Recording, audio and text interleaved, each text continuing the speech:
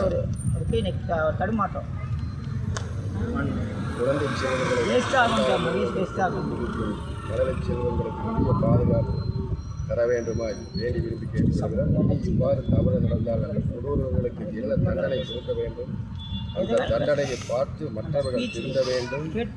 அதற்காக தமிழக அரசு ஒரு ஒத்துழைப்பு தர வேண்டும் வேண்டி விரும்பி கேட்டுக்கொள்கிறோம். இனி இப்படி ஒரு சம்பவம் தமிழகம் முழுவதும் எங்கும் நடைபெறாமல் இருந்தார்.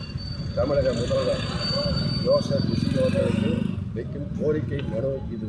இனி இவ்வாறு நடைபெற வேண்டாம் என்று வேண்டி விரும்பி கேட்டுக்கொள்கிறோம். குழந்தை செல்வங்களை பாதுகாக்குங்கள்.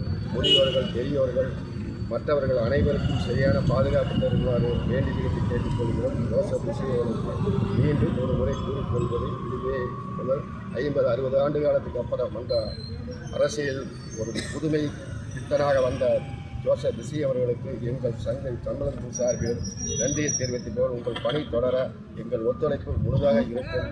இனி பல ஆண்டுகள் நீங்கள் தான் நிரந்தரமாக பணியாற்றுவீர்கள் என்று முழு ஒத்துழைப்பு வைத்து நன்றியை தெரிவித்துக் கொண்டு மீண்டும் உங்கள் பணி தொடர எங்களால் முடிந்த ஒத்துழைப்பு 100% உழைப்போம்.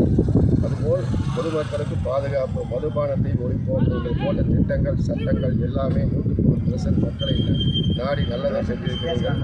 இனி மதுவை ஒழிப்போம்.